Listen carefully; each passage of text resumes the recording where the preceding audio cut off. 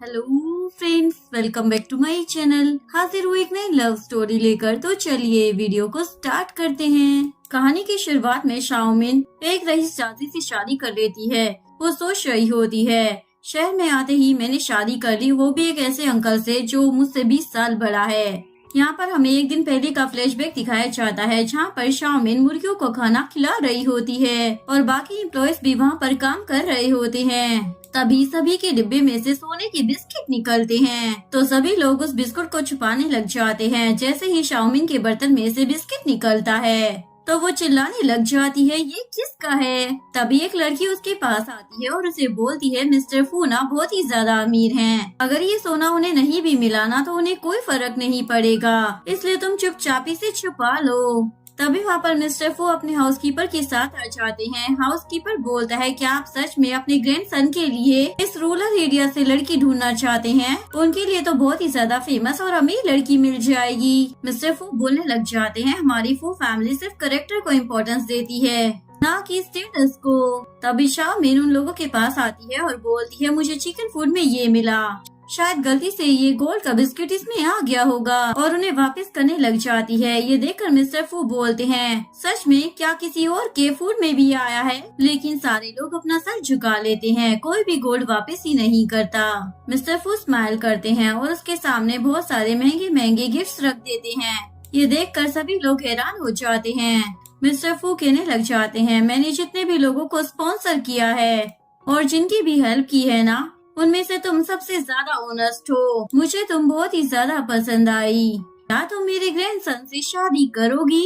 शाओमिन कहती है, तो आपने मेरी स्कूलिंग स्पॉन्सर की है, आपने मेरी इतनी ज्यादा हेल्प की है, तो मैं आपके लिए कुछ भी करूंगी। इसके बाद हमें क्लब का सीन दिखाया जाता है, जहाँ पर शाओमिन अपनी मुर्गी और बत्तख लेकर पहुँच जाती है और हमारे हीरो फू यानशिन को देखकर सोचने लग जाती है। इसका हुलिया देखकर लगता है यही ग्रैंडपा का ग्रैंडसन है, और उसका हाथ पकड़कर बोलती है, आज से तुम मेरे हस्बैंड हो, चलो मेरे साथ। फू यानशिन ये देखकर उसे डांटने लग जाता है, ये तुम क्या बकवास कर रही हो, कहीं पागल वागल तो नहीं हो गई हो? तभी शाओमिन की भुर्गी इधर उधर भागने लग जाती है। शाओमिन उन्हें पकड़ने लग जाती है। इसी पकड़ा पकड़ी में वो यानशिन पर गिर जाती है और उसे बोलता है, तुम्हारी इतनी हिम्मत, तुमने ग्रैंडपा के साथ मुझे मेडिसिन दी। शाओमिन को तो कुछ समझ ही नहीं आ रहा होता। इतने में फू यानशिन उसके ऊपर आ जाता है और उसे बोलता है, तुम यही चाहती हो ना, ठीक है तो तुम्हें दे देता हूँ, और उसे किस करने लग जाता है। नेक्स्ट मॉर्निंग शाओमिन जैसे ही उठती है तो फू यानशिन को अपने सामने देखकर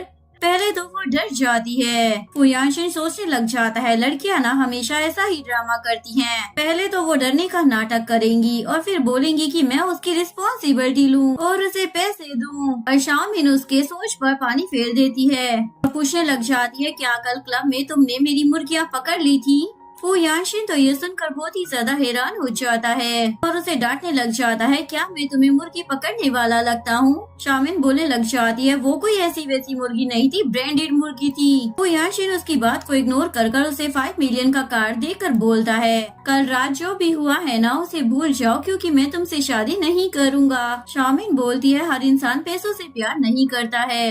रही बात तुमसे शादी करने की, मैं भी तुम जैसे अंकल से शादी नहीं करूँगी। मैं अपने गाँव जाकर अपनी बेइज्जती नहीं कराना चाहती। ये बोलकर वो वहाँ से जाने लगती है। तभी फू यानशिन को मिस्टर फू का कॉल आ जाता है। वो उसे डांटते हुए बोलने लग जाते हैं, मैंने सिविल ब्यूरो में तुम्हारी अपॉइंटमेंट करवा दी है, इसलिए जल्दी आओ और शादी करो। फू यानशिन बोलने लग जाता है, मैं ऐसी लड़की से शादी नहीं करूँगा। मिस्टर फू बोलते हैं, तुम उसके साथ रात बिता चुके हो और हमारी परंपरा है, जिसके साथ तुमने रात बिताई है तुम्हें उसी के साथ शादी करनी होगी। अगर तुम ऐसा नहीं करोगे तो मैं तुम्हारे सामने ही मर जाऊंगा। फू यानशिन गुस्से में शाओमिन का हाथ पकड़कर बोलता है, चलो मेरे साथ। शाओमिन उसे हैरानगी से देखकर पूछती है, कहाँ? वो बोलता है, अब तो तुम्हारा और ग्रैंडपा का प्लान सक्सेसफुल हो गया है ना, तो तुम मुझसे पूछ क्यों रही हो? इसके बाद ये दोनों शादी कर लेते हैं और उसे बोलता है, अब हमारी शादी हो चुकी है, इसलिए अब तुम अपना मुझे कॉन्टैक्ट नंबर दे दो। शाओमिन उसे अपना फोन देती है, जो एक पुराना मॉडल होता है।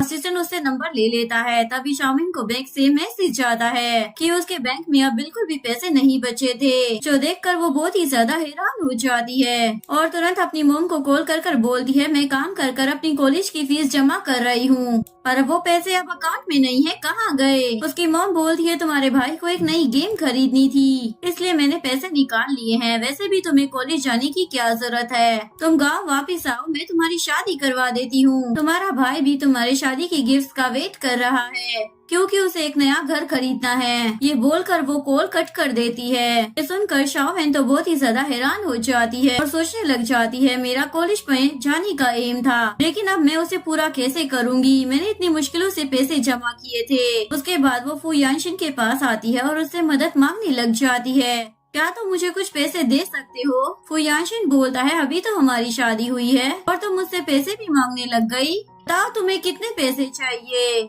शाओमेन उससे 4000 मांगती है और फू यानशिन को लगता है कि वो उससे 40 मिलियन मांग रही है और सोचने लग जाता है, क्या ये इसे थोड़े से पैसे लगते हैं, ये तो एक नंबर की गोल्ड डिगर लगती है। ठीक है, मैं तुम्हें पैसे दे दूंगा, पर मैंने ग्रैंडपा को वादा किया था कि मैं तुम्हें घर लेकर जाऊंगा, पर जैसे ही तुम्हारा स्कूल स्टार्ट हो जाएगा तो उसके बाद तुम डॉर्मेट्री में शिफ्ट हो जाना। और असिस्टेंट को बोलता है, इसे पैसे दे देना। ये बोलकर वो वहाँ से चला जाता है। असिस्टेंट शाओमेन को पैसे दे देता है। शाओमेन ग्रैंडपा के घर पर आ जाती है, लेकिन इतना बड़ा घर देखकर वो बहुत ही ज्यादा हैरान हो जाती है, क्योंकि उसने पहली बार इतना बड़ा घर देखा था। लेकिन फू यानशिन घर वापस आने से मना कर देता है, मैं ऐसी लड़की के साथ नहीं रहूंगा। इधर शाओमेन प्लांट्स को तोड़ रही होती है, सर्वेंट उसे समझा रही होती है, मिस्टर फू यानशिन ने ये सब कुछ बहुत ही प्यार से डिजाइन किया है, ये सारे डिजाइन ना बहुत ही ज्यादा एंटीक है, तो आप इन्हें ऐसे बर्बाद मत कीजिए। शाओमेन बोलने लग जाती है, इसके सारे लीव्स येलो हो रखे हैं,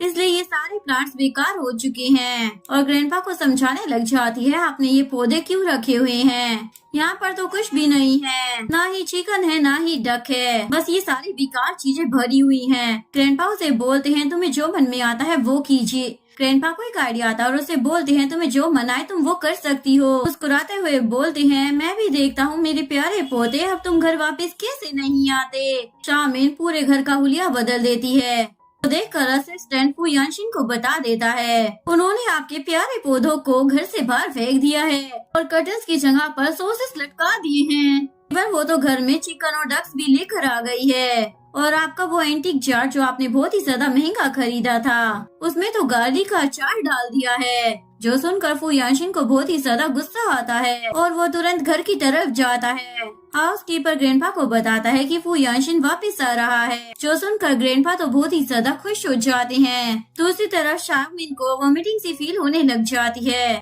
इसलिए वो वॉशरूम की तरफ चली जाती है। तभी वहाँ पर फू यानशिन आ जाता है और अपने घर की ऐसी हालत देखकर गुस्से में शाओमेन के बारे में पूछता है। ग्रैंडपा बताते हैं, वो तो अभी वॉशरूम में गई थी, तो फू यानशिन भी उसके पीछे चला जाता है। इधर शाओमेन को पता चलता है कि वो प्रेग्नेंट हो चुकी है। जैसे ही वो फू यानशिन की आवाज सुनती है तो उसकी टेस्ट किट नीचे गिर जाती है और वो फू यानशिन से पूछने लग जाती है, तुम यहाँ पर क्या कर रहे हो। शाओमेन का बदला हुआ स्टाइल देखकर फू यानशिन तो भड़कने लग जाता है, ओह तो तुमने मेरे पैसे यहाँ इस्तेमाल किए हैं, तुमने तो अपना पूरा हुलिया ही चेंज कर लिया है, लेकिन प्रिटेंड तो ऐसे कर रही थी जैसे तुम्हें पैसों से कोई मतलब ही नहीं है। सुनकर ग्रैंडपा अपने पोते पर गुस्सा करने लग जाते हैं, ये तुम क्या बकवास कर रहे हो, इसे ये सब कुछ मैंने गिफ्ट किया है। लेकिन वो तो शाओमेन का सामान अपने रूम में देखकर और भी ज्यादा भड़कने लग जाता है, वाह कमाल है, तुमने मेरे रूम को भी अपना रूम बना लिया है, और उसे वहाँ से बाहर निकाल देता है और सर्वेंट को ऑर्डर देता है, इसका सारा सामान बाहर फेंक दो और मेरे रूम को अच्छे से साफ करो। इसके बाद ग्रैंडपा और फू यानशिन दोनों ही गुस्से में बैठे हुए होते हैं। तभी सर्वेंट आकर प्रेगनेंसी टेस्ट किट दिखाते हुए बताती है, शायद मैडम प्रेग्नेंट हो गई है। जो सुनकर ग्रैंडपा तो बहुत ही ज्यादा खुश हो जाते हैं। फू यानशिन बोलता है, शायद ये पैसा हड़पने का एक नया तरीका लेकर आई है, हो सकता है ये मेरा बच्चा ना हो, जब तक मैं टेस्ट नहीं करवा लेता मैं तो नहीं मानने वाला। नेक्स्ट सीन में शाओमेन जो की ज़ाओ फैमिली की बेटी होती है, कॉलेज में सभी को इम्प्रेस करने के लिए एक महंगा सा बैग लेकर आई होती है और यूनिवर्सिटी में प्रेसिडेंट की सीट के लिए उन सब का सपोर्ट चाहती थी। सभी लोग उसके बैग को देखकर उसकी तारीफें करने लग जाते हैं। तभी शाओमेन रोल्स रॉयल की कार में आ जाती है। इसके बाद सभी का ध्यान उस पर चला जाता है, ये इतनी अमीर लड़की कौन है, जो देखकर शाओमेन को तो बहुत ही ज्यादा चिढ़न होने लग जाती है। तभी एक लड़की बोलती है, मैंने सुना है गांव से एक लड़की शाओमेन आने वाली है, उसने कुछ पैसों के लिए अपनी बोली बेच दी। जियाओ सोचने लग जाती है, मैं इस लड़की से नहीं हार सकती। जैसे ही शाओवेन उसके पास आती है तो जियाओ उसे थप्पड़ मार देती है। शाओवेन बोलने लग जाती है, तुम्हारी हिम्मत कैसे हो गई मुझे मारने की? तुम्हें पता नहीं है क्या ये कॉलेज के रूल्स के खिलाफ है? तुम ऐसे ही किसी को थप्पड़ नहीं मार सकती। तुम्हें कॉलेज से बाहर भी निकाला जा सकता है। जियाओ बोलती है, किसने कहा मैंने तुम्हें बेफालतू में थप्पड़ मारा है? तुमने ये जो जैकेट पहनी है ना, ये लिमिटेड एडिशन की है जो सिर्फ मेरे पास थी, और ये जैकेट तुमने मेरे पास से चुरा कर पहनी है। ये सुनकर सभी लोग जियाओ पर ही विश्वास करने लग जाते हैं। शाओवेन बोलती है, ये कपड़े मेरे ग्रैंडपा ने मुझे गिफ्ट किए हैं। एक लड़की बोलने लग जाती है, तुम्हें मालूम भी है ये कितना ज्यादा एक्सपेंसिव है?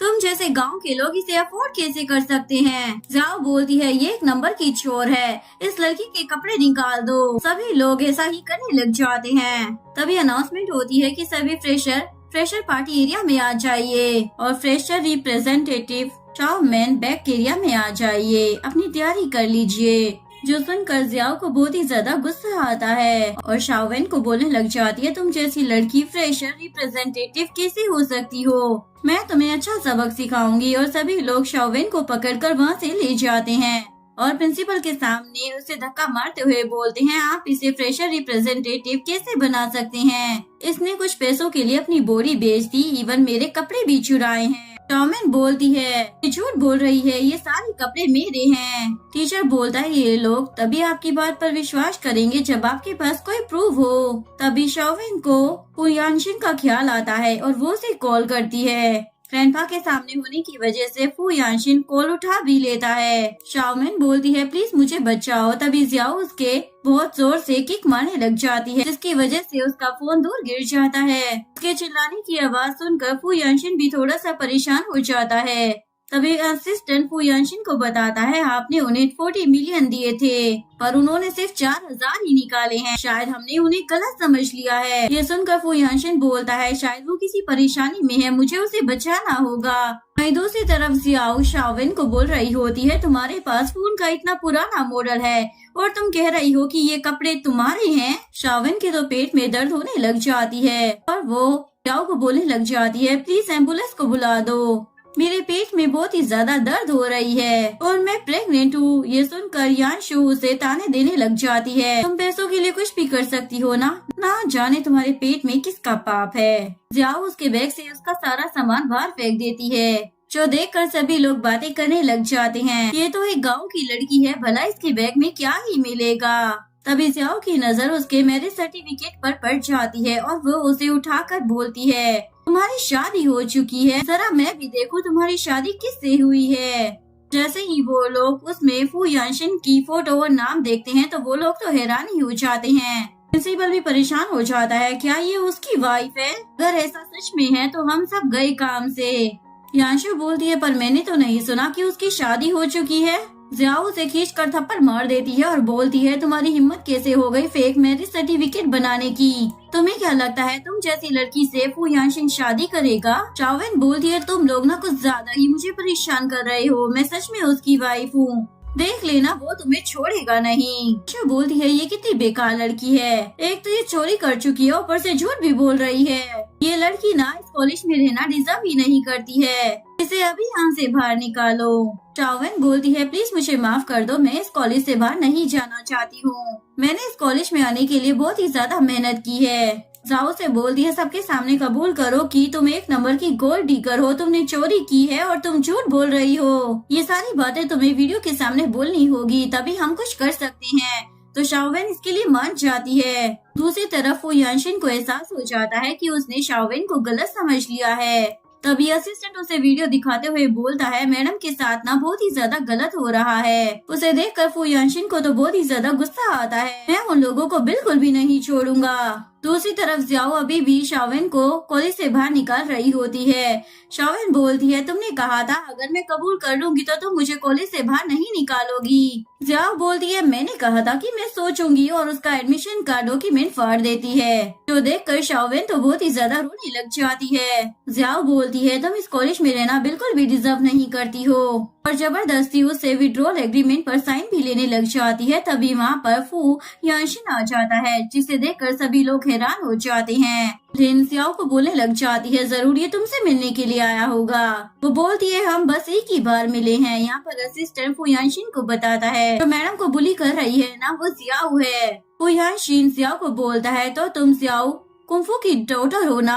ये सुनकर जियाओ तो मुस्कुराते हुए बोलने लग जाती है, हम तो बस एक ही बार मिले हैं ना, मुझे तो उम्मीद भी नहीं थी कि तुम मुझे याद रखोगे। जियाओ के दोस्तों को भी लगने लग जाता है शायद फू यानशिन सच में जियाओ से मिलने के लिए ही आया है। लिन शाओवेन के पास जाती है और उसे खड़ा करते हुए फू यानशिन से बोलने लग जाती है, आप बिल्कुल ठीक टाइम पर आई हैं। ये लड़की ना बहुत ज्यादा बुरी लड़की है, इसने जाओ को बहुत ही ज्यादा परेशान किया है, इवन उसके कपड़े भी चुरा लिए और आपकी वाइफ होने का नाटक कर रही है, इसलिए हम इसको सबक सिखा रहे हैं। फू यानशिन बोलता है, बस इतना ही करोगी।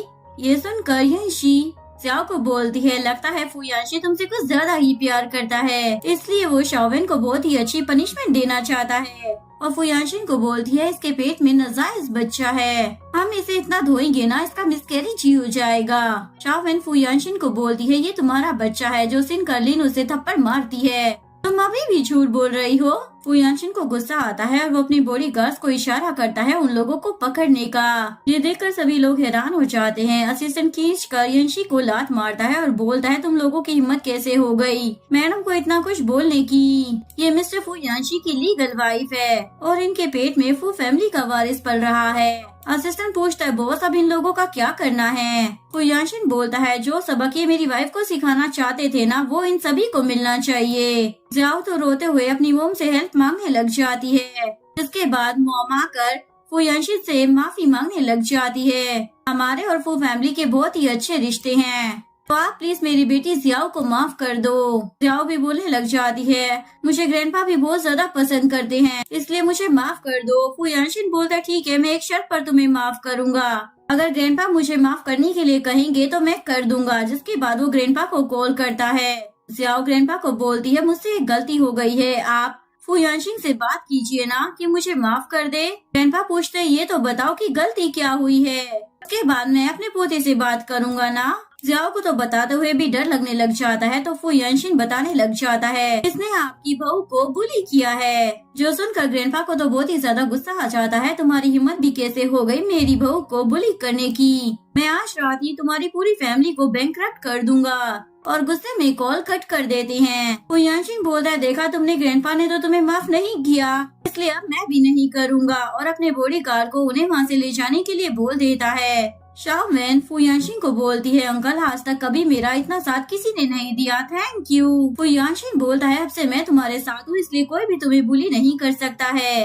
तभी शाओवेन को ब्लीडिंग होने लग जाती है और वो बेहोश हो जाती है। के बाद हॉस्पिटल का सीन दिखाया जाता है, जहाँ पर शाओवेन ओटी में होती है। फू यानशिन परेशानी में इधर उधर घूम रहा होता है और सोचता है, सॉरी मैंने तुम्हें गलत समझ लिया, पर जब तुम ठीक हो जाओगी ना तो मैं तुम्हें बहुत अच्छे से ट्रीट करूंगा। तभी डॉक्टर आकर बताती है, चिंता करने की जरूरत नहीं है, सब कुछ ठीक है। ये सुनकर फू यानशिन भी रिलैक्स हो जाता है। इसके बाद शाओवेन घर पहुंचती है तो ग्रैंडपा उसे बहुत सारे गिफ्ट देते हैं और अपने सर्वेंट को ऑर्डर देते हैं कि इसे अच्छे से तैयार कर दो ताकि हम फू यानशिन को सरप्राइज दे सके। जिसके बाद सर्वेंट शाओवेन को पिलाने लगते हैं और उसे एक हॉट और सेक्सी सी ड्रेस भी देते हैं। शाओवेन जैसे ही उस ड्रेस को पहनती है तो वो बहुत ही ज्यादा अनकंफर्टेबल हो जाती है। तभी वहाँ पर फू यानशिन आ जाता है। शाओवेन तो उसे देखकर बहुत ही ज्यादा घबरा जाती है और वहाँ से जाने लगती है, लेकिन तभी वो फू यानशिन से टकरा जाती है और उसके ऊपर गिर जाती है। फू यानशिन उसे पकड़कर बोलता है, सॉरी मैंने तुम्हें गलत समझ लिया,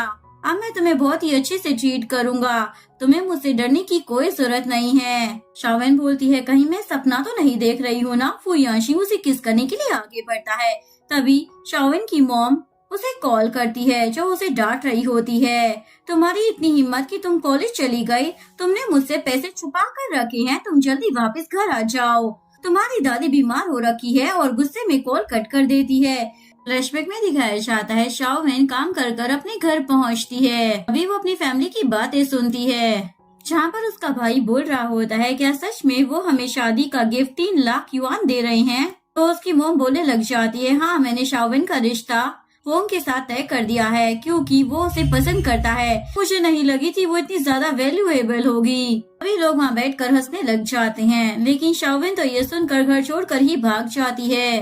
प्रेजेंट में शाओवेन फू यानशिन से पूछने लग जाती है, क्या तुम मेरे साथ मेरे घर चलोगे?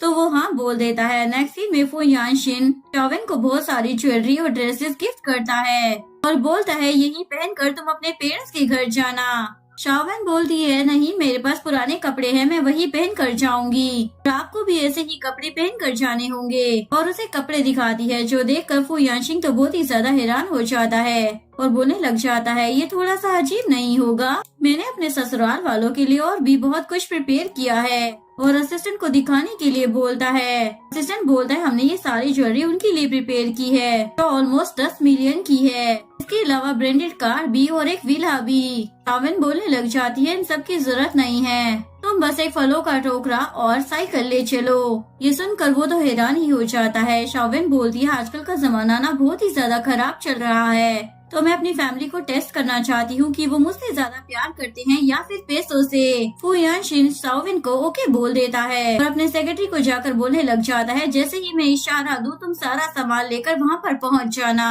इधर वांग शाओवेन की फैमिली को बहुत ही ज्यादा बुरी तरीके से मार रहा होता है। पूरा 1 महीना हो गया लेकिन तुम्हारी बहन अभी तक मेरे पास नहीं आई, तुमने मेरा सारा पैसा ले लिया, चुपचाप अपनी बहन को यहाँ पर बुलाओ। हान अपनी मॉम को बोलने लग जाता है मॉम जल्दी से उसे कॉल करो। मॉम अपनी बेटी को कॉल लगाने लग जाती है। अभी वहाँ पर शाओवेन और फू यानशिन एक 3 व्हीलर में आ जाते हैं। मॉम तो उसे देखकर बोलने लग जाता है तुम्हारी बहन तो बहुत ही ज्यादा खूबसूरत है और उसके पास जाने लगता है। मॉम उसे रोक कर बोलती है तुम इतनी ज्यादा जल्दबाजी मत करो, हम उसे ट्रिक में फंसाकर तुम्हारे पास लेकर आ जाएंगे, तब तक तुम अंदर इंतजार करो। जिसके बाद वो हान और वांग को अंदर भेज देती है। उसके बाद मॉम डैड शाओवेन के पास पहुंचते हैं। मॉम तो शाओवेन को खींचकर एक चाटा लगा देती है। तुम्हारी हिम्मत कैसे हो गई घर छोड़कर भागने की? फू यानशिन ये देखकर बहुत ही ज्यादा हैरान हो जाता है। तुम आते ही अपनी बेटी को मार कैसे सकती हो?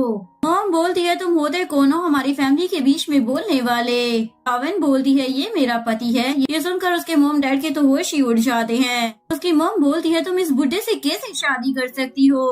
ऊपर से ये इतना ज्यादा गरीब भी दिख रहा है। लेकिन डैड को तो फू यानशिन थोड़ा जाना पहचाना लगता है, पर उन्हें याद नहीं आ रहा था कि उन्होंने इसे कहाँ देखा है। मॉम फू यानशिन से उसके बारे में पूछने लग जाती है। शाओवेन फू यानशिन को बोलती है जैसा मैंने तुम्हें कहा था वैसा ही करना। फू यानशिन बोलता है हाँ मैं एक मामूली सा वर्कर हूँ, माना कि मैं डाउरी नहीं दे सकता, और अपने असिस्टेंट को आने का इशारा करता है। असिस्टेंट सब कुछ लेकर वहाँ पर आ जाता है। डैड तो उसे देखकर शॉक हो जाते हैं, इतनी सारी और महंगी ज्वेलरी। शाओवेन फू यानशिन को बोलती है मैंने तुम्हें ये सब कुछ लाने के लिए मना किया था ना? फू यानशिन बोलता है फर्स्ट इम्प्रेशन लास्ट इम्प्रेशन होता है और मैं अपने इन लॉज को इम्प्रेस करने से पीछे कैसे हट सकता हूँ? मॉम को तो ये सारी ज्वेलरी फेक लग रही होती है। वो उन्हें फेंक कर बोलती है तुम अमीर बनने का प्रिटेंड कैसे कर सकते हो? तुम्हारे फटे हुए कपड़ों से ही पता चल रहा है कि तुम 1 नंबर के भिखारी हो। तुम्हें क्या लगता है तुम ये फेक सामान लेकर आओगे और हम इस पर भरोसा कर लेंगे? और शाओवेन को खींच कर थप्पड़ मार कर बोलती है मैंने तुम्हें पाल पोस कर बड़ा किया ताकि तुम अच्छा दहेज लेकर आओ, पर तुमने तो एक गरीब बुढ़े से शादी कर ली। फू यानशिन को तो बहुत ही ज्यादा गुस्सा आ रहा होता है, लेकिन तभी वहाँ पर हान आ जाता है। वोंग शाओवेन का इंतजार कर रहा है, उसे इतनी ज्यादा देर क्यों लग रही है? तभी उसकी नजर ज्वेलरी के ऊपर जाती है, जिसे देखकर वो बहुत ज्यादा खुश हो जाता है और उसे उठाने लग जाता है। लेकिन उसके मॉम डैड मना करते हैं ये सारी नकली है। शाओवेन ने इस गरीब भिखारी से शादी कर ली है, जो सुनकर हान तो गुस्से में भड़कने लग जाता है।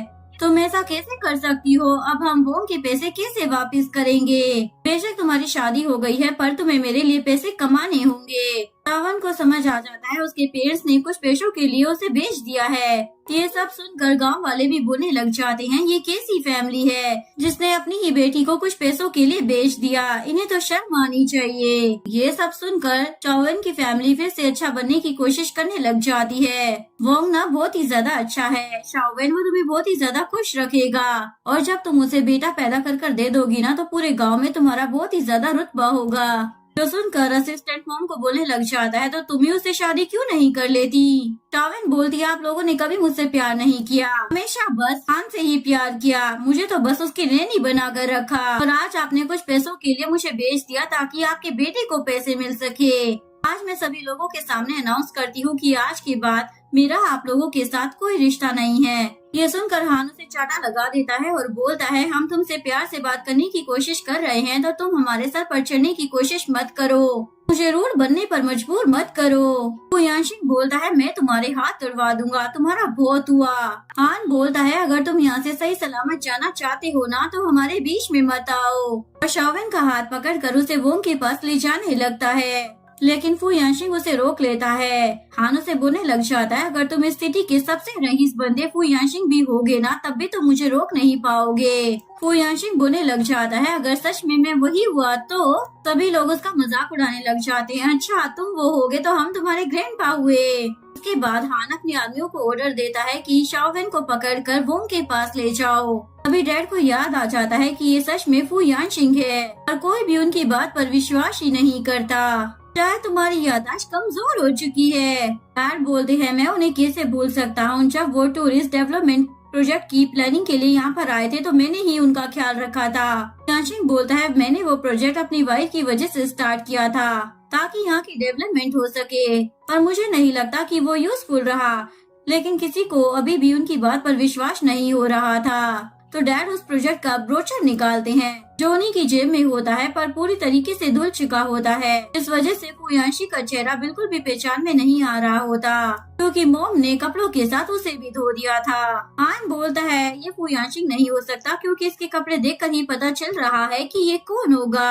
मॉम बोलती है, अगर सच में ये इतना बड़ा आदमी होता तो हमारी शाओवेन से शादी क्यों करता। डैड बोलते हैं, मेरे पास जानने का एक और तरीका है, और वो विलेज के चीफ को कॉल कर पूछते हैं, क्या फुयानशिंग गांव में आया हुआ है। विलेज चीफ बोलने लग जाता है, क्या तुमने उसको इतना ज्यादा फालतू समझा है कि वो गांव में टहलने के लिए आ जाएगा, और उसे मना कर देता है। तभी डैड का फोन भी स्विच ऑफ हो जाता है।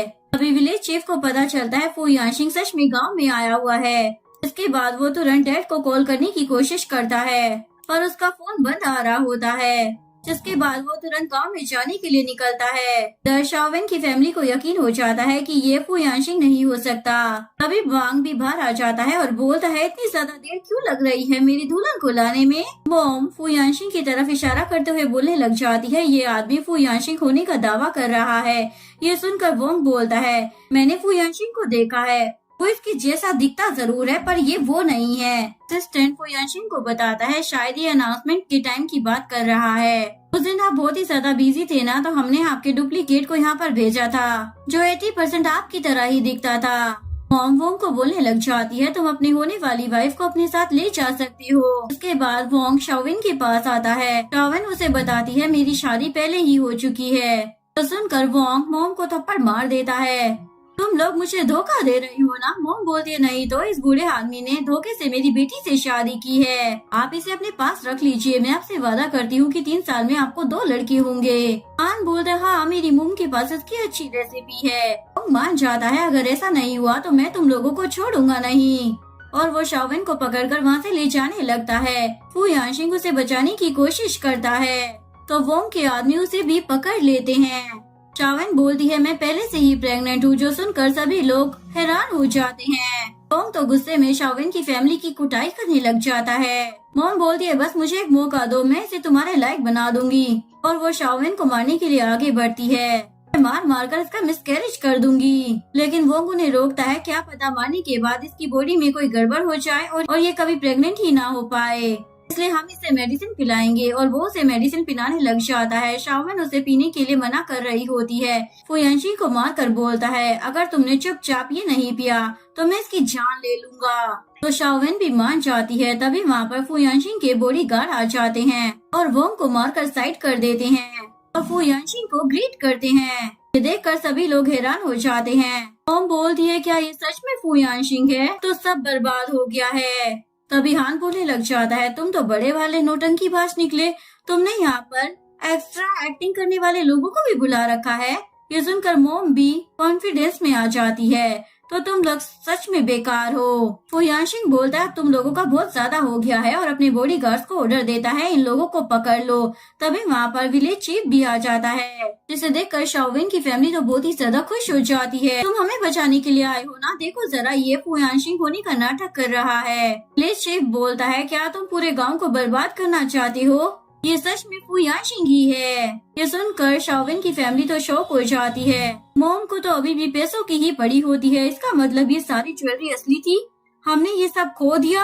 आन बोलता है, मॉम आप टेंशन क्यों ले रही हो, इसने हमारी बहन से शादी की है तो हम इससे सब कुछ मांग सकते हैं। मॉम तो अपने दामाद को मस्का लगाने लग जाती है। माफ करना दामाद, हमसे गलतफहमी हो गई थी, हम तो बस मजाक कर रहे थे, हम तो एक फैमिली है ना। मुझे लगता है तुम अपने ब्रदर इन लोगों को नुकसान नहीं पहुंचाओगे, हम अपनी बेटी को थोड़ी बेचेंगे। फू यानशिंग बोलता है, मजाक? अच्छा मजाक कर रहे थे तो चलो मैं भी एक मजाक कर लेता हूँ। जिस हाथ से हान ने मेरी वाइफ को टच किया है ना, मैं उस हाथ को तुड़वा दूंगा। ये सुनकर मोम तो परेशान हो जाती है और माफी मांगने लग जाती है। प्लीज मेरे बेटे को छोड़ दो। फू यानशिंग बोलता है, जब तुम मेरी वाइफ को हर्ट करने के चक्कर में थी तब तुम्हें बुरा नहीं लग रहा था। मोम शाओविन से माफी मांगने लग जाती है। ये तुम्हारा बायोलॉजिकल ब्रदर है, प्लीज इसे माफ कर दो, तुम तो इससे बहुत प्यार करती हो ना। शाओविन अपने भाई के पास जाती है और खींचकर उसे लात मारते हुए बोलती है, तुमने पैसों के लिए मुझे बेच दिया, तुम जैसा भाई मुझे नहीं चाहिए। आज से मेरा तुम लोगों की फैमिली के साथ कोई लेना देना नहीं है, तुम लोग जियो या मरो मुझे कोई फर्क नहीं पड़ता। वो यानशिंग बोलता है, तुमने जितना भी सफर किया है ना, मैं उसका बदला लूंगा। असिस्टेंट बोलता है, बॉस इन लोगों को तो आप हमारे हवाले छोड़ दो। सभी लोग तो गिड़गिड़ाकर माफी मांगने लग जाते हैं। इधर विलेज चीफ को तो फंड की चिंता हो रही होती है। फू यानशिंग बोलता है, यहाँ के यंगस्टर में बिल्कुल भी इंसानियत नहीं है, तो मुझे नहीं लगता कि मुझे यहाँ पर इन्वेस्ट करना चाहिए, तो मैं अपनी फंडिंग कैंसिल करता हूँ और वहाँ से चला जाता है। जो सुनकर गांव वाले शाओविन की फैमिली की बहुत ही ज्यादा पिटाई करते हैं, तुम लोगों की वजह से ये सब कुछ हुआ है। मोम तो गुस्से में अभी भी शाओविन को ही कर्ज कर रही होती है। देख लेना, जब तुम्हारा बच्चा हो जाएगा ना, यही फू यानशिंग तुम्हें लात मारकर घर से बाहर निकाल देगा, तो मैं भी देखूंगी तुम किसके पास जाओगी। नेक्स्ट सीन में सर्वेंट रूम की सफाई कर रहे होते हैं और आपस में बात कर रहे थे। शाओविन बिल्कुल भी मास्टर के लायक नहीं है। मास्टर शाओविन के साथ इसलिए है क्योंकि वो प्रेग्नेंट है, जो शाओविन भी सुन लेती है और उसे बहुत ही ज्यादा बुरा लगता है। तभी वहाँ पर फू यानशिंग आ जाता है और वो भी ये सब सुन लेता है और गुस्से में सर्वेंट को बोलता है, मुझे गॉसिप करने वाले लोग बिल्कुल भी पसंद नहीं है, और उन्हें फायर कर देता है। शाओविन एम्बेरस होकर वहाँ से जाने लगती है। तभी उसका पैर फिसलता है, लेकिन फू यानशिंग उसे संभाल लेता है। शाओविन उसके करीब जाने लगती है और वो ऑलमोस्ट उसे किस करने ही वाली होती है, लेकिन फू यानशिंग खुद को कंट्रोल कर लेता है और सोच रहा होता है, डॉक्टर ने अभी ये सब करने के लिए मना किया है। लेकिन शाओविन तो सोचने लग जाती है, शायद सर्वेंट सच ही बोल रहे थे, शायद मिस्टर फू मुझे पसंद नहीं करते हैं, वो सिर्फ बच्चे की वजह से मेरे साथ है। लेकिन फू यानशिंग तो उसे बोलता है, तुम्हें अपना ध्यान रखना चाहिए, चलो मैं तुम्हारे बाल ड्राई कर देता हूँ, जिसकी वजह से शाओविन बहुत ही ज्यादा खुश हो जाती है और उसे बोलती है, आज तक कभी भी किसी ने मेरा इतना ज्यादा ख्याल नहीं रखा है। वो बोलता है, मैं हमेशा तुम्हें सपोर्ट करूँगा, तुम जो करना चाहती हो वो कर सकती हो। शाओविन बोलती है, मुझे दोबारा से कॉलेज कंटिन्यू करना है, लेकिन फू यानशिंग मना कर देता है। शाओविन बोलती है, अभी तो तुमने कहा था जो मैं चाहूँ वो कर सकती हूँ। फू यानशिंग उसकी जिद के आगे मान जाता है। शाओविन बोलती है, मैं नहीं चाहती कि हमारी शादी के बारे में किसी को पता चले, तो हम अपनी शादी सीक्रेट रखेंगे और इसीलिए तुम मुझे कॉलेज में रिसीव करने के लिए नहीं आओगे। बेचारे पति को अपनी पत्नी की बात माननी ही पड़ती है, लेकिन उसे रात भर नींद नहीं आती। वो असिस्टेंट को कॉल कर पूछता है, जब कोई वाइफ अपनी शादी को सीक्रेट रखने के लिए बोले तो इसका क्या मतलब होता है। असिस्टेंट बोलता है, क्या आप मैडम की बात कर रही हैं? उनका तो सिंपल है, वो आपको अंकल बोलती हैं। वो आपको ऑलमैन समझती है, इसलिए लोगों के सामने वो आपको हस्बैंड बोलने से डर रही होगी, कहीं उसे एम्बैरेसमेंट ना हो जाए। ये सुनकर फू यानशिंग को गुस्सा आ जाता है, तुम्हारी इस महीने की सैलरी ही कट, और फोन कट कर देता है। जिसन सोचता, अब मैंने ऐसा क्या कह दिया था, सच्ची तो कहा था। फू यानशिंग शाओविन को देखकर सोचने लग जाता है, क्या सच में यही रीजन होगा। मॉर्निंग में शाओविन जैसे ही उठती है तो अपने सामने सर्वेंट्स को देखती है, तो सारे कपड़े और ज्वेलरी लेकर उसके सर पर खड़े हुए होते हैं। तभी फू यानशिंग आकर बोलता है, ये सारे ब्रांडेड कपड़े मैंने तुम्हारे लिए प्रिपेयर करवाए हैं, लास्ट टाइम तुम्हारे कपड़ों की वजह से वहाँ पर हंगामा मच गया था, तो मैं नहीं चाहता इस बार ऐसा कुछ हो। शाओविन मना करती है तो वो बोलता है, अगर तुम मेरे अकॉर्डिंग नहीं चलना चाहती तो घर पर रहकर अपनी प्रेगनेंसी का ध्यान रखो और तुम कहीं नहीं जाओगी। ये सुनकर शाओविन उसकी बात मान जाती है। फू यानशिंग शाओविन के साथ 2 बॉडीगार्ड और एक ड्राइवर भी भेज देता है। असिस्टेंट बोलता है, बॉस क्या आप श्योर हैं मैडम इससे सेफ रहेंगी? फुयांशिंग बोलता है, मैं नहीं चाहता पिछली बार जो हुआ वो दोबारा हो, और मैंने कॉलेज में भी इन्फॉर्म कर दिया है, इसकी वजह से उसे कोई प्रॉब्लम नहीं होगी। इसके बाद शाओमिन बहुत ही ज्यादा लग्जरियस वे में कॉलेज पहुंचती है। तभी आमिन और उसका फ्रेंड उसे देखकर बातें करने लग जाते हैं। ये लड़की तो बहुत ही ज्यादा अमीर लग रही है, शायद ये कॉलेज में फ्रेशर है। आमिन बोलता है, अगर इसके पास पैसा है तो ये सिर्फ मेरी होगी। एक लड़की शाओमिन के पास आकर बताती है, आज रात क्लब में सोशल गैदरिंग है, यहाँ पर हमारे सीनियर्स भी आने वाले हैं, जिससे हम सब एक दूसरे से कम्युनिकेट करेंगे और हम सबको एक दूसरे को जानने का अच्छा मौका मिलेगा। और उसे वहाँ का इनविटेशन कार्ड दे देती है। शाओमिन मन में सोचने लग जाती है, मुझे बॉडीगार्ड्स को चप्पा देकर वहाँ पर जाना पड़ेगा, और उस लड़की को वहाँ पर आने के लिए हाँ बोल देती है। इसके बाद वो लड़की आमिन को आकर बताती है, शाओमिन वहाँ पर आने के लिए मान गई है, मैंने उसे तुम्हारा इनविटेशन कार्ड दे दिया है। तो आमिन उसे पैसे दे देता है। वो लड़की बोलती है, तुम्हारी तो पहले से ही गर्लफ्रेंड है, अगर लीवो को पता चल गया कि मैंने ही ये सब किया है तो वो तो मुझे छोड़ेगी ही नहीं। आमिन बोलता है, चिंता मत करो, 5 मिनट पहले ही मैंने उससे ब्रेकअप कर लिया है, तुमने उस लड़की को देखा, उसके मुकाबले तो लीमो कुछ भी नहीं है। एक सीन में क्लब के बाहर लीमो आमिन को मना रही होती है, आखिरकार मेरी गलती क्या है जो तुमने मुझसे ब्रेकअप कर लिया? आमिन बोलता है, क्योंकि अब तुम मुझे पसंद नहीं हो, मेरा मन भर गया है। तभी वहाँ पर शाओमिन आ जाती है। आमिन उससे बड़े प्यार से बातें करने लग जाता है, मैं तुम्हारा सीनियर हूँ, सभी लोग आ चुके हैं, चलो मैं तुम्हें अंदर ले जाता हूँ। तो शाओमिन उसके साथ अंदर चली जाती है, जो देखकर लीमो को तो बहुत ही ज्यादा गुस्सा आ जाता है, आखिरकार ये लड़की कौन है जिससे आमिन इतने प्यार से बात कर रहा था। उसकी फ्रेंड बोलती है, शायद ये फ्रेशर है और तुमने उसके कपड़े देखे, लगता है वो किसी रिच फैमिली से बिलोंग करती है। वो बोलती है, मुझे कोई फर्क नहीं पड़ता ये अमीर हो या फिर गरीब, अगर वो मेरे मैन को मुझसे छीनेगी तो मैं उसे छोड़ूंगी थोड़ी। तब में आमिन शाओमिन को ड्रिंक ऑफर करता है, लेकिन शाओमिन मना कर देती है। तो देखकर आमिन को गुस्सा आने लग जाता है। एक क्लासमेट बोलने लग जाता है, आमिन प्रेसिडेंट है, तुम उसकी ऐसे डिसरिस्पेक्ट कैसे कर सकती हो, वो इस कॉलेज का सबसे फेमस लड़का है। शाओमिन बोलती है, सॉरी पर मैं ड्रिंक नहीं करती हूँ। तो आमिन बोलता है, कोई बात नहीं, मैं किसी को फोर्स नहीं करना चाहता। तो सभी स्टूडेंट उसे टीज करने लगते हैं, लगता है आमिन शाओमिन को पसंद करता है। शाओमिन बोलती है, पर मैं किसी को पसंद नहीं कर सकती क्योंकि मेरे पास पहले से ही बॉयफ्रेंड है। जो सुनकर आमिन को बहुत ही ज्यादा गुस्सा आता है और वो चुपके से शाओमिन के पर्स में लाइटर डाल देता है।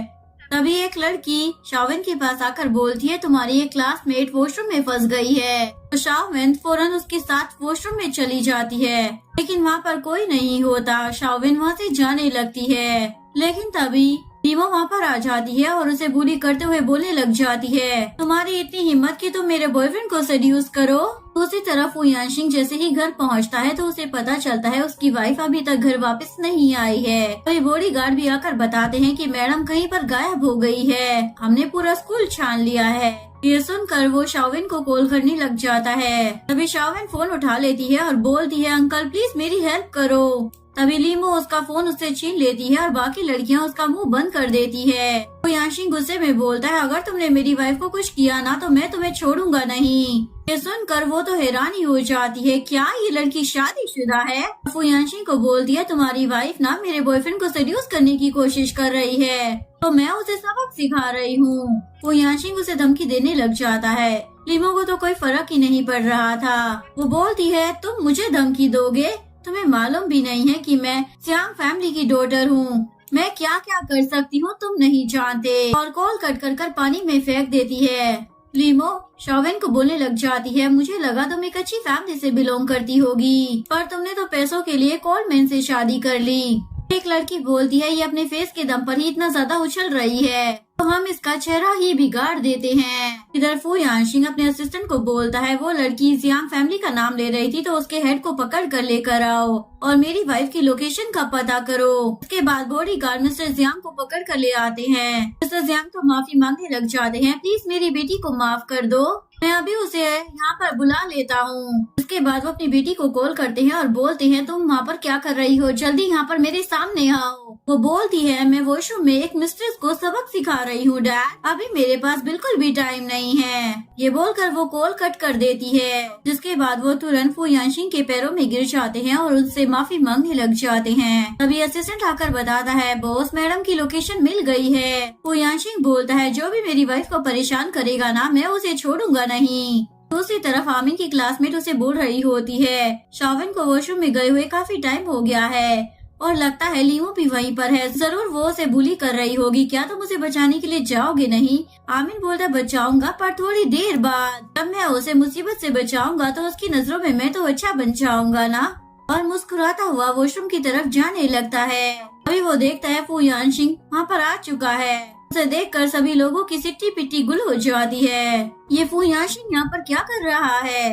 आमिन की तो बोलती ही बंद हो जाती है, वो तो अपना सामान लेकर वहाँ से भागने के चक्कर में होता है। क्लासमेट उसे रोककर बोलती है तुम्हें शाओविन को बचाना चाहिए। वो बोलता है तुमने देखा नहीं फू यानशिंग कितने ज्यादा गुस्से में लग रहा है, इस क्लब में जरूर कुछ बड़ा होने वाला है और मैं इस चक्कर में नहीं फंसना चाहता हूँ। पैसा और लड़की से ज्यादा जरूरी जान बचाना होता है। ये बोलकर वो वहाँ से भाग जाता है। दूसरी तरफ शाओविन सभी को बताने लग जाती है मेरा हस्बैंड फू यानशिंग है। ये सुनकर सभी लोग उसका मजाक उड़ाने लग जाते हैं। तुम खुद को स्वर्ग की अप्सरा समझती हो क्या जो फू यानशिंग तुमसे शादी करेगा? वैसे भी हमने उसकी मैरिज के बारे में कोई न्यूज नहीं सुनी है और उसे मारने की तैयारी कर रहे होते हैं, लेकिन तभी वहाँ पर फू यानशिंग पहुँच जाता है। जैसे ही वो लोग इन दोनों को साथ में देखते हैं उन्हें तो यकीन ही नहीं हो रहा था अपनी आंखों में, क्या ये सच में इसकी वाइफ है?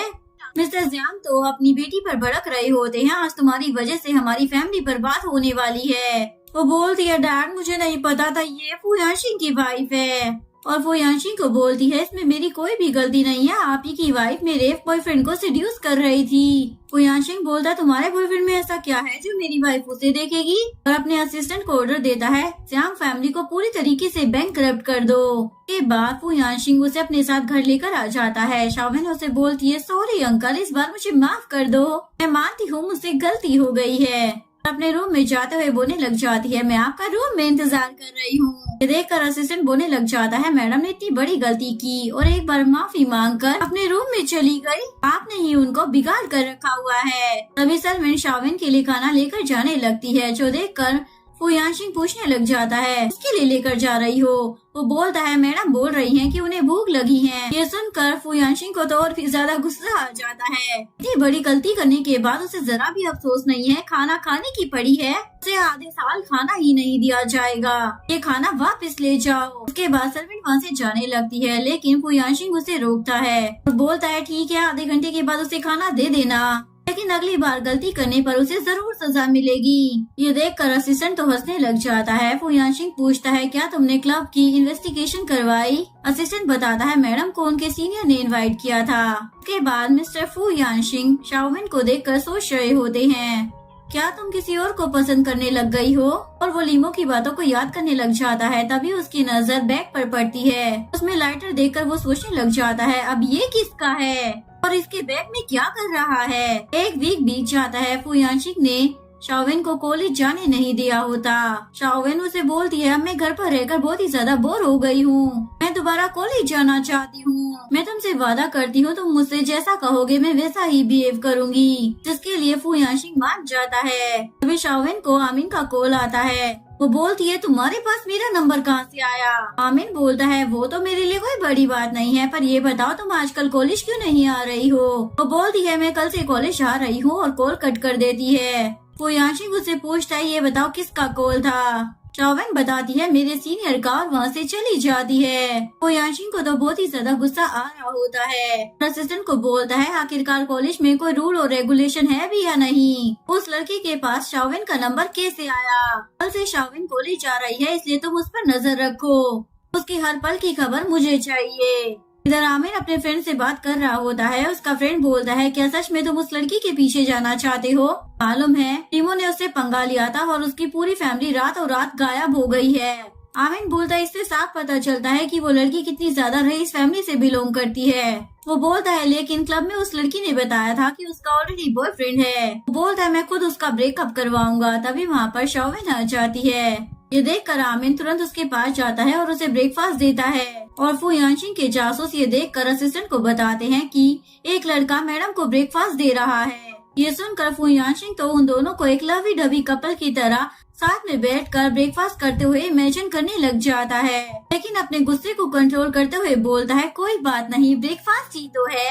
उसके बाद आमिन शाओवेन को लाइब्रेरी में देखकर उसके पास ही बैठ जाता है और ये न्यूज भी मिस्टर फू यानशिंग तक पहुंच जाती है और वो इस बात को इमेजिन करते हुए बहुत ही ज्यादा गुस्से में हो रहा होता है। इधर आमिन शाओवेन को रात की पार्टी के लिए इनवाइट करता है, लेकिन शाओवेन बोलती है मुझे मालूम है तुम क्या करने की कोशिश कर रहे हो और मेरा पहले से बॉयफ्रेंड है, इसलिए तुम मुझसे दूर ही रहो। आमिन बोलता है तुम एक परफेक्ट बॉयफ्रेंड डिजर्व करती हो और मैं तुम्हारे लिए परफेक्ट रहूंगा। शाओवेन बोलती है नहीं, मेरा बॉयफ्रेंड एकदम परफेक्ट है, मुझे किसी और की जरूरत नहीं है। ये बोलकर वो वहाँ से चली जाती है। वहीं मिस्टर फू यानशिंग को पता चल जाता है कि किसी ने शाओवेन को पार्टी के लिए इनवाइट किया है। ये बात उनसे बिल्कुल भी बर्दाश्त नहीं होती, इसलिए वो तुरंत अपनी मीटिंग को कैंसिल करता है और शाओवेन के पास चला जाता है। वो आदमी मेरी वाइफ को मुझसे चुराने की कोशिश कर रहा है और मैं इस मीटिंग के चक्कर में बैठा रहूं। के बाद फू यानशिंग और असिस्टेंट दोनों ही शाओवेन का वेट कर रहे होते हैं। ऐसे ही शाओवेन फू यानशिंग को देखती है तो उसे अंकल कहकर आवाज लगाने लग जाती है। इतने में वो दोनों उसकी तरफ देखते तभी दो लोग आकर उसे किडनैप कर ले जाते हैं। इन दोनों को लगता है शायद उनका कोई बहम था, तभी वहाँ पर बॉडीगार्ड आ जाता है। वो बताते हैं पता नहीं मैडम कहाँ चली गई है, जिसके बाद वो दोनों समझ जाते हैं कि उसकी आवाज बहम नहीं थी। जिसके बाद वो फू यानशिंग की लोकेशन को ट्रैक करने के लिए बोलता है। आमिन होटल में पहुंच जाता है, उसी ने शाओवेन को किडनैप करवाया होता है। दोनों आदमियों को पैसे देकर वहाँ से भेज देता है और उसे बोलता है अब मैं भी देखूं तुम मुझसे कैसे बचती हो। तब नेक्स्ट मॉर्निंग तुम्हारी बदनामी होगी तो तुम्हें मेरे पास ही आना होगा मेरी जान। और मोबाइल के कैमरे को सेट कर शाओवेन के पास जाता है और उसके कपड़े खोलने लग जाता है, लेकिन तभी शाओवेन को होश आ जाता है। ये देखकर वो तो बहाना बनाने लग जाता है, मैं तो बस यहाँ से निकल रहा था, मैंने तुम्हें यहाँ पर बेहोश देखा तो मैं तुम्हारी मदद करने के लिए आ गया। शाओवेन वहाँ से जाने लगती है तो आमिर उसे पकड़कर बोलता है मैं तुमसे बहुत ही ज्यादा प्यार करता हूँ, प्लीज मेरी हो जाओ। शाओवेन उसे बताती है मैं पहले से ही शादीशुदा हूँ, मेरे हस्बैंड अंकल है। ये सुनकर आमिन बोलता है लगता है किसी और मैन से शादी की है, मैं उसे तो बहुत ही ज्यादा अच्छा हूँगा ना, तुम उसे डिवोर्स दे दो, तुम एक अमीर लड़की हो और मुझसे शादी कर लो। शाओवेन उसे बोलती है मैं अमीर नहीं हूँ बल्कि एक विलेज गर्ल हूँ। ये सुनकर आमिन तो हैरान हो जाता है, उसके तो अरमानों पर पानी फिर गया था। इसके बाद वो अपनी खबरी को गोल कर पूछता है क्या शाओवेन रिच नहीं है, तो वो लड़की बताती है नहीं, पर उसका हस्बैंड बहुत ही ज्यादा रिच है, तुम्हें उससे बच कर रहना होगा। पर इतने में आमिन गुस्से में अपना फोन तोड़ देता है और शाओवेन से बोलता है तुम बस रिच बनने का प्रिटेंड कर रही थी, अब तुम रिच नहीं हो तो मुझे भी तुमसे अच्छे से बिहेव करने की कोई जरूरत नहीं है। और उसे बांध कर उसकी वीडियो बनाने लग जाता है। तभी वहाँ पर फू यानशिंग पहुँच जाता है और अपनी वाइफ को बचा लेता है। आमिन तो उसे देखकर शॉक हो जाता है, क्या आप इसके पति हो? और वो शाओवेन पर ही ब्लेम लगाने लग जाता है, इसने ही मुझे सेड्यूस करने की कोशिश की थी। असिस्टेंट आमिन को एक चाटा लगा देता है और उसे फोन छीनते हुए फू यानशिंग को वो वीडियो दिखा देता है, जो देखकर फू यानशिंग को तो बहुत ही ज्यादा गुस्सा आ जाता है। वो शाओवेन को अपनी गोद में उठाता है और असिस्टेंट को ऑर्डर देता है अब ये आदमी मुझे सिटी में नहीं दिखना चाहिए। असिस्टेंट बॉडीगार्ड को ऑर्डर देता है इसके हाथ पैर तोड़कर सिटी से बाहर फेंक दो, जिसके बाद बॉडीगार्ड आमिन की जमकर धुलाई करते हैं। नेक्स्ट सीन में असिस्टेंट मिस्टर फू यानशिंग को सब कुछ बता देता है, जो सुनकर फू यानशिंग बहुत ज्यादा उदास हो जाता है कि उसकी आइडेंटिटी की वजह से ही उसकी वाइफ इतनी बड़ी मुसीबत में पड़ गई। मैंने सोचा कि अगर वो रिच होगी तो कोई भी उससे पंगा नहीं लेगा। ग्रैंडफादर अपने पोते पर भड़क जाते हैं, जब से उसकी तुमसे शादी हुई है ना, वो बेचारी लड़की एक पल भी चैन से नहीं जी पाई है। फू यानशिंग बोलता है ग्रैंडपा मुझे माफ कर दीजिए, पर मैं उसे बहुत ही ज्यादा प्यार करता हूँ। माना हमारी शादी बहुत ज्यादा अजीब सिचुएशन में हुई है, पर मैं उसे दुख में नहीं देख सकता हूँ। मुझे नहीं पता कि उसके दिल में क्या चल रहा है। ग्रैंडपा मुस्कुराते हुए बोलते हैं इसमें मैं तुम्हारी मदद कर सकता हूँ। ग्रैंडपा शाओवेन को अपने पास बुलाकर बोलते हैं मैंने तुम्हारे लिए एक सरप्राइज प्लान किया है, और उसे अपने साथ ले जाते हुए मिस्टर फू यानशिंग और असिस्टेंट को बोलते हैं तुम यहीं पर रहो, और खुद वहाँ से चले जाते हैं, जो देखकर फू यानशिंग तो हैरान हो जाता है। असिस्टेंट उसे बोलता है ग्रैंडपा ने कहा था कि हम सीक्रेटली उन्हें फॉलो करें। ग्रैंडपा शाओवेन को एक रूम में ले जाते हैं जहाँ पर बहुत सारे लड़के होते हैं। और शाओविन से कहने लग जाते हैं तुम इनमें से एक से शादी कर लो। मुझे एहसास हो चुका है कि मैंने अपने एहसानों के चक्कर में तुम्हारी शादी इतने बड़े आदमी से करवा दी है जिससे तुम प्यार भी नहीं करती हो। ये सुनकर मिस्टर फू यानशिंग तो हैरान ही हो जाता है। क्या ये ऐसी हेल्प कर रही हैं ग्रैंडपा? ये तो हमारा रिश्ता तुलवाने में तुले हुए हैं। पर असिस्टेंट उन्हें शांत होने के लिए बोलता है। शाओविन ग्रैंडपा से बोलती है बेशक मेरी शादी आपकी मर्जी से हुई है, पर जैसे जैसे मैं अंकल के साथ रहने लगी मुझे भी उनसे प्यार हो गया। बेशक वो इस बच्चे की वजह से मेरे साथ है, पर कोई बात नहीं, अगर बाद में वो मुझे छोड़ना भी चाहेंगे तो कोई प्रॉब्लम नहीं है। तभी फू यानशिंग उसके पास आता है और उसे अपना लव कन्फेस करते हुए बोलता है मैं तुमसे बहुत ही ज्यादा प्यार करता हूँ और ये बच्चे की वजह से नहीं तुम्हारी वजह से है, और उसे बड़े प्यार से गले लगा लेता है। और यहीं पर हमारी कहानी का डी एंड हो जाता है। अगर आपको वीडियो अच्छी लगी हो तो प्लीज वीडियो को लाइक करें, चैनल को सब्सक्राइब करें, न्यू अपडेट्स के लिए बेल आइकन का बटन प्रेस करें। मिलते हैं नेक्स्ट वीडियो के साथ, तब तक के लिए सारांश बाय बाय।